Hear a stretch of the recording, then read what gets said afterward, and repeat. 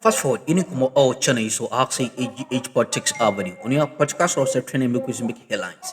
And a gym na EDB exum one day near Braximo Bessel say young political highways in a jadema in Assam Kutokra. Now Solomon also our communication director among a year movement for change.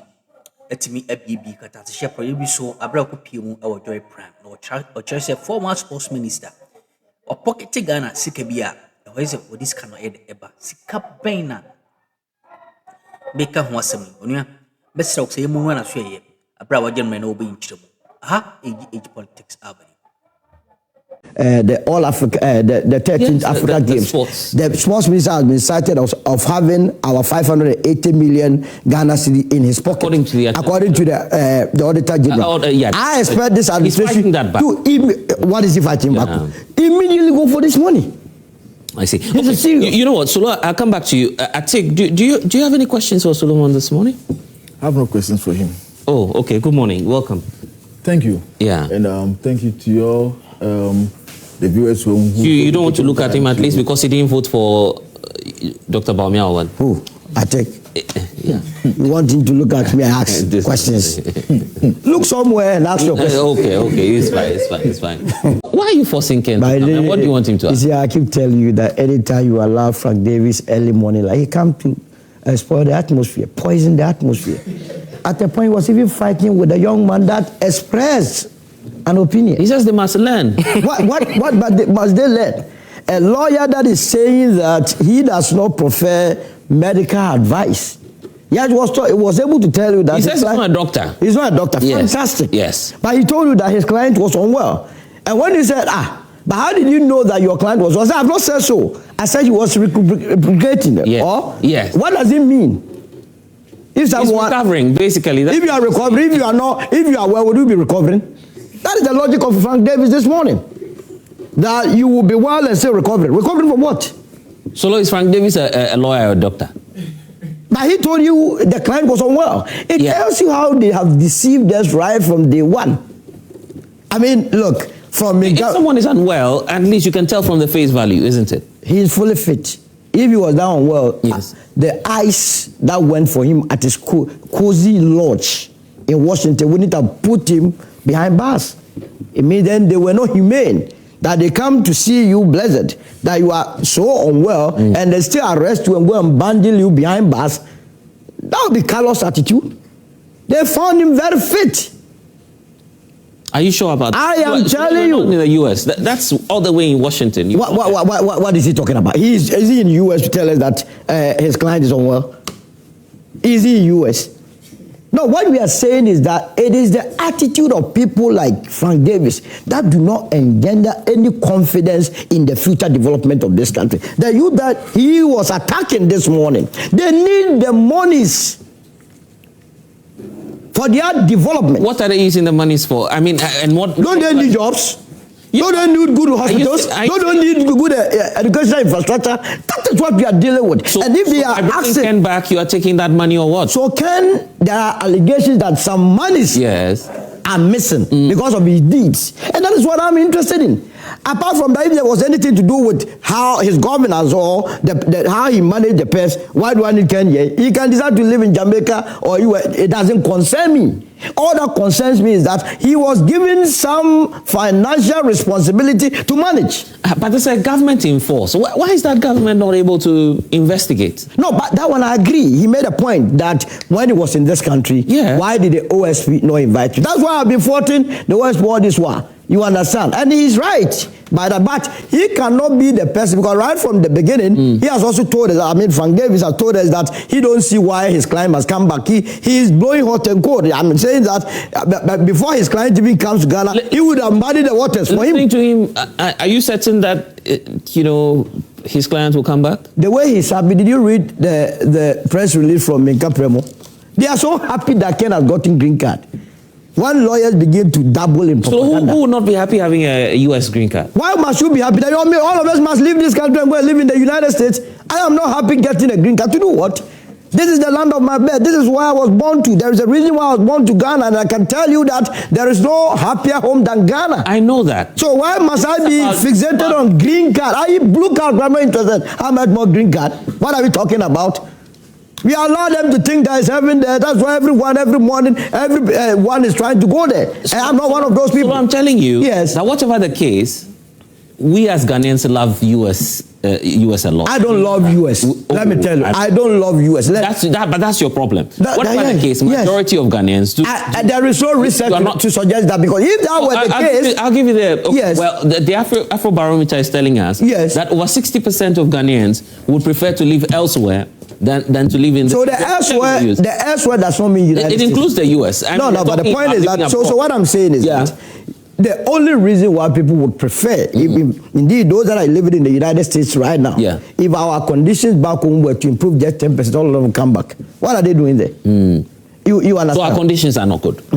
I mean, that is why we need Kenya, because the reason why are you forcing the man to come back? It is not we force. It is his responsibility to come and answer to certain questions. After that, he's free to go back. Did you vote for Ken in the last election, or you voted for John Dramani Mahama? I voted for Alan Chamanti. I didn't vote for John Mahama. I almost got. But what I'm saying, no, you can't trick me with this, you know. I am so focused in my mind that no. What I'm saying is that you are right. You would have made a point. This administration, but I keep coming here and tell you about Ora. That the inability of this administration to deal comprehensively with those that looted the state will be the beginning of the end of our democratic dispensation. It will not give the confidence to any ordinary Ghanaian that politicians are willing to deal with our issues.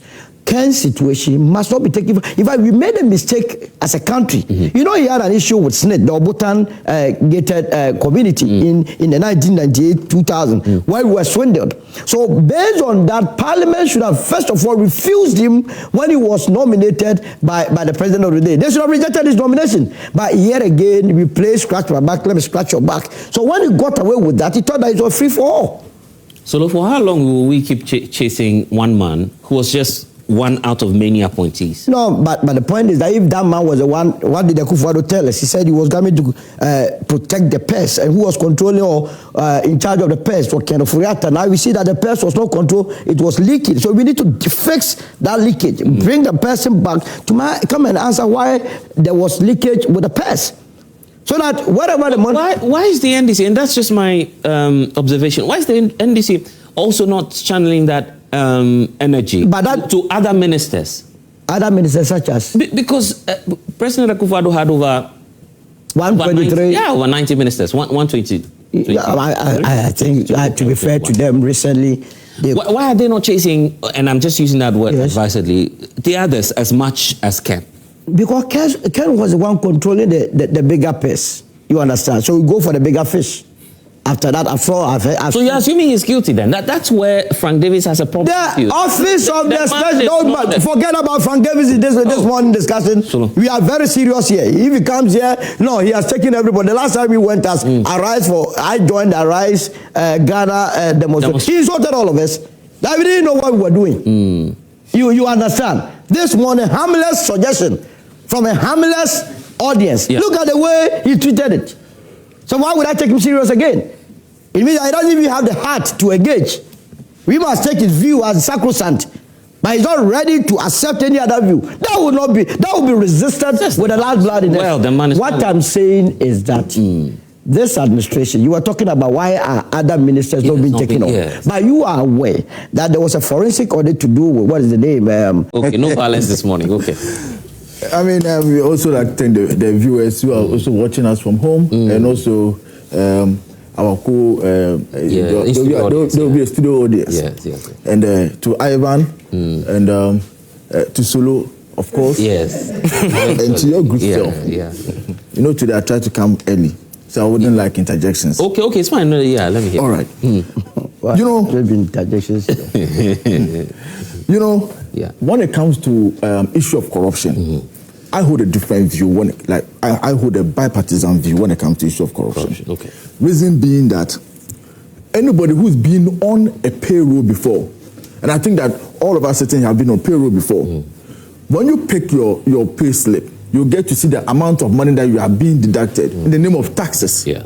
So when they say somebody has squandered the country's 250 million, 90 million, 1 billion, or whichever amount that they mention, it is not the person's own money or the government creating some sort of money or just let's say what was how do they call it when they print money or government printing new money into the system. It is our taxes that has been put together, and they say one person has taken it. I hope you understand. So when it has to do with issues of corruption, I take it as it is my money, my small that they were deducting me. It is what has come together, and you have taken. So it is my money that's with you. So when it comes to issue of corruption, I take a bipartisan approach with corruption. But you see, I also think that on the issue of Ken Ofori-Atta, there are some bit of reservations that I do have in terms of some of the commentaries that have gone on. When you pick some of the contracts, let's say the SML, which had to do with the GRE, all right, with the finance ministry. I think the matter is in court, so you try. With the finance ministry. No, that's a caveat that I'm laying here. With the finance ministry supervising that contract. Yeah. If you still want to go on with the trial, the GRA bosses are still around. Go on with the trial. Yeah, in court. Yeah, go on with the trial. If Ken Ofori-Atta decides that he is not availing himself for the case to go on smoothly, what you can do is that you try him in absentia, like it was done to Setting Down Tamakuru. It's as simple as that. That is my view on this matter. Simple. I hope you understand me. You say you have evidence of corruption in relation to his issue on the SML, the ECG, National Cathedral. They were all on his head. If you have reservations, those are the issues against. Those were all part of the issues. Oh, okay. His lawyer was asking. Those were all part of the issues. What is he coming to answer? I heard that. Okay. Those were all part of it. So you're telling Frank Davis that these are the issues. If you think, those are part of the issues that he's been alleged to be part of. So his lawyer is lying, or? I'm saying that from what I've read, these are all part of the issues. You understand? So these agencies that involve ECG, the issue of the National Cathedral, there was a board governing that entity. Those people are still around. If you want to go on with the prosecution, go pick these people who are also heads of agencies, ministry, and this board, and try them. It's as simple as that.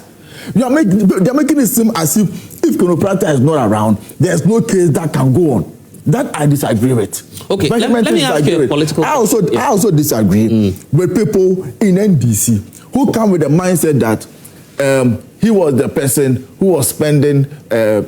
I mean, in fact, when they are thrown, the question of Ora is thrown to them. They say, "Oh, the big fish himself is not around. So how do you expect us?" Big fish. So let's not remember the NDC. No, I didn't say he's a member. No, but you have just said that I'm a member of NDC. But I made the point. I said how can they be to people? I didn't say him. I said people. He just said that. But I said that. People. Okay, right. I said. Okay, yes. Go. But he doesn't have the ultimate say on just one statement. Okay. I can also say the same statement. I'm not referring to him. So when you were talking, I didn't talk. When you were talking, I didn't talk. All right, you're right. You're perfectly right. You're right. So when I listen to the NDC people in relation to Ora, and they tell you that the big fish himself is not around, Ken Ofori-Atta is the one who was supervising all these corrupt activities. If he's not around, how do you go on with the Ora cases? He's not around. You are going with the National Service case. He's not around. You are going with the buffer stock cases. They are heads of agencies. So wherever you think there are issues of corruption, go for the head of that agency and start the prosecution. It's as simple as that. Okay. That is my opinion on this matter. Okay, this is what I want to ask you before I bring in Ivan. It's a political question. How are you going to, what are you going to tell the people of Ghana in 2028 if Ken Ofori-Atta is still not back? What are we going to tell the people of Ghana in 2028? As the NPP.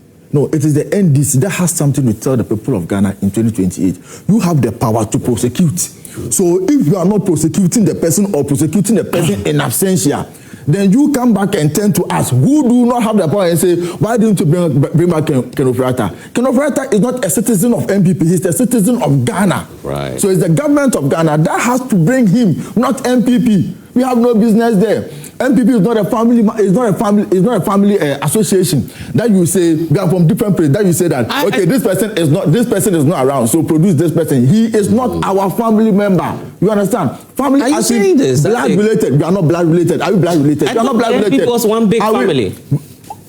political family, but we are not. I see. You understand? You have no influence. When there's an issue, are you disowning Ken Ofori-Atta? That's what you're saying. I'm not. I think you are disowning a senior member of the New Patriotic Party. Is that what you're doing? The last time that you and I had this conversation, I told you. I said, listen, you see, you speak good. So as you speak good English, I assume that you took your punctuations lesson very serious.